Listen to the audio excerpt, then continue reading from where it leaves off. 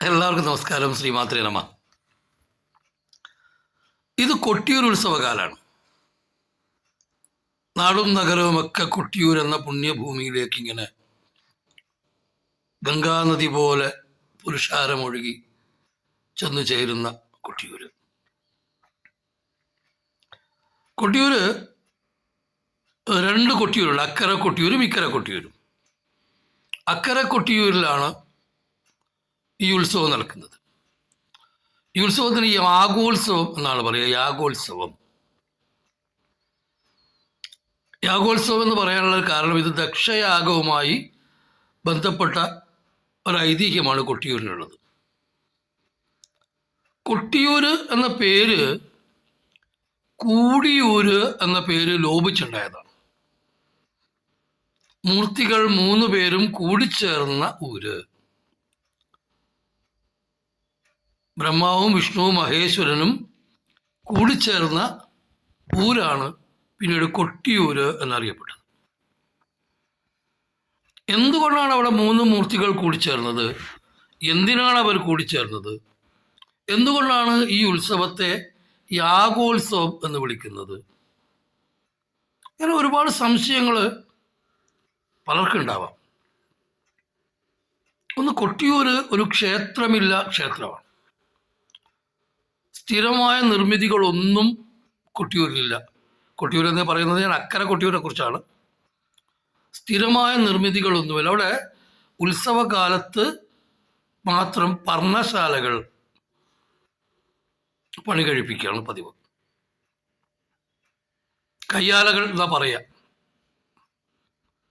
ഈ പർണശാലകൾ ഉത്സവം കഴിഞ്ഞാൽ പിന്നീട് അത് തിരുവഞ്ചിറ എന്ന് പറഞ്ഞ ആ നദിയിലേക്ക് എടുത്ത് നിമജ്ജനം ചെയ്യുക പതിവ്. പിന്നീട് 1 വർഷത്തിന് ശേഷമാണ് മനുഷ്യർക്ക് ഈ പുണ്യഭൂമിയിലേക്ക് പ്രവേശിക്കാൻ കഴിയുള്ളൂ. അത്രയേറെ പ്രത്യേകതകൾ നിറഞ്ഞ, ഒരുപക്ഷെ എനിക്ക് തോന്നുന്നു കേരളത്തിലെ മറ്റു ഒരു ക്ഷേത്രങ്ങളിലും ഇല്ലാത്ത പ്രത്യേകതകളുള്ള ഒരു ക്ഷേത്രമാണ് കൊട്ടിയൂര്. പിനാകപാണിയും കൈലാസാദ്രി നിലയ നിവാസിയും പാർവതീപതിയും ചന്ദ്രകലാധരനും സുന്ദരേശനും ദേവദേവനും മഹാദേവനുമായ സാക്ഷാൽ ശ്രീ പരമേശ്വരൻ, ഭഗവാന്റെ എല്ലാ ചൈതന്യത്തോടെയും വാണരുളുന്ന ഒരു പുണ്യഭൂമിയാണ് കൊട്ടിയൂര്. തീർച്ചയായിട്ടും ഒരു തവണയെങ്കിലും, ഒരു ഇന്ത്യയിൽ ജനിച്ച ഒരാൾ ഒരു തവണയെങ്കിലും ഹിമാലയം സന്ദർശിച്ചിരിക്കണം എന്ന് പറയുന്നത് പോലെ കേരളത്തിൽ ജീവിക്കുന്ന നമ്മൾ ഒരു തവണയെങ്കിലും അവിടെ പോകണം. കാരണം കൊട്ടിയൂർ നിങ്ങൾക്ക് തരുന്ന ഒരു എനർജി, കൊട്ടിയൂർ നിങ്ങളിലേക്ക് പ്രവഹിപ്പിക്കുന്ന ആ ഒരു പ്രാണോർജം, അത് കേവലമായ വാക്കുകളിൽ പറഞ്ഞ് തീർക്കാനാവുന്നതല്ല. അത് തീർച്ചയായിട്ടും അവിടെ പോയിട്ടുള്ള ആൾക്കാർക്കറിയാം. അവിടെ പോയി മാത്രം അനുഭവിക്കാൻ കഴിയുന്ന ഒന്നാണ് കൊട്ടിയൂർ നമുക്ക് തരുന്ന ആ ഒരു ഊർജം, അല്ല ആ ഒരു എനർജി. നേരത്തെ പറഞ്ഞ പോലെ ഒരുപാട് പ്രത്യേകതകൾ, മറ്റു ക്ഷേത്രങ്ങളിലൊന്നുമില്ലാത്ത ഒരുപാട് പ്രത്യേകതകളുള്ള ക്ഷേത്രമാണ്. അവിടെയുള്ള ഓടപ്പൂവ്, അതുപോലെ അവിടെയുള്ള സ്ഥാനികരുടെ പേരുകൾ, മച്ചിലിരിക്കുന്ന ആളെ മച്ചൻ, അങ്ങനെ ഒരുപാട് പേരുകൾ. ആ പേരുകളെ കുറിച്ചൊക്കെ വിശദമായി നമുക്ക് പറയാം. കൊട്ടിയൂരിൽ ദക്ഷയാഗ ഭൂമിയാണ് കൊട്ടിയൂര്.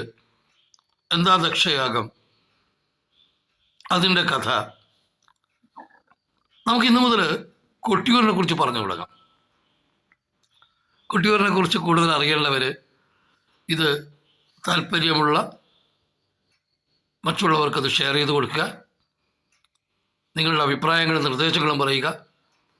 കൃത്യമായും കൊട്ടിയൂരിനെ കുറിച്ചുള്ള അറിവുകൾ നമുക്ക് പങ്കുവെക്കാം. ശ്രീമാത്രേ നമഃ.